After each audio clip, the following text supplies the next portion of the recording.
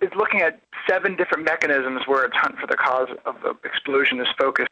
4 of those involve the blowout preventer, which is that massive piece of machinery on top of the well that was supposed to act as a safety device to stop the oil from gushing out in case of a disaster.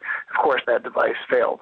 It was an eerie feeling because it was nighttime, it was lit up by lights, there's that cold, oily sea down below, and as it was being lowered in, it was like it was almost, when they were unchaining this device, it's like they were unchaining King Kong.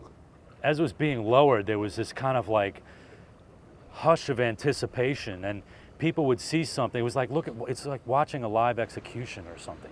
And people would see something and point it out to you and say, look at the oil lapping up on the side. Look at that, and people were pointing out little facets of it. And then when it finally went down and disappeared, it seems like that nobody was talking.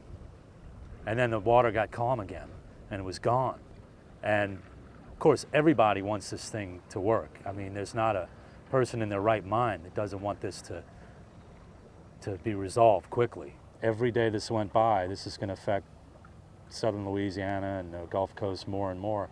And I'm a native of these parts, and this land is very dear to me, and I hate to see it irreparably harmed. By now, almost everyone knows what the oil looks like from the surface. We wanted to know what it looks like underwater.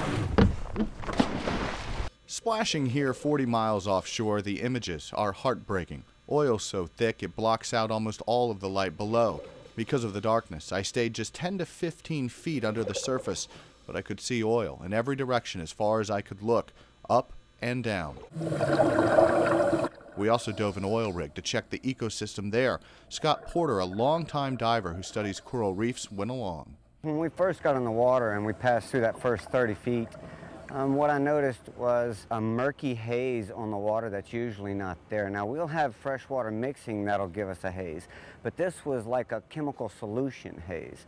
Both men noted there were virtually no fish for the first 30 feet of the dive, and that is strange. Once we dropped out of that murk, there was life, abundant life. Still, all was not well, according to Walker. At 60 feet below the surface, we found these strange floating strands of what seems to be dispersed oil. Something I've never seen in diving in my whole life out here. These big snot balls. No, I never saw it in my life, ever. It's not just a normal algae bloom or something that goes out? Oh no, there's nothing natural about what we dove in today.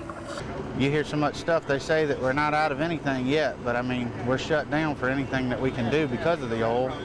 And then, I don't know. And then we've signed contracts to be able to go to work, and now we're told that the contracts that we sign may stop us from getting any kind of funding from them.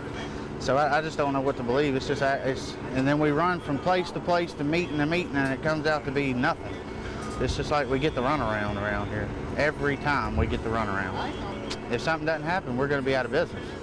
And I have 5 families that work with me. It got on its feet and probably moved 20 feet. It was obviously distressed. The other one was in very, very thick oil and basically didn't move the whole time, and it was totally coated, had the heavy brown chocolate-colored oil.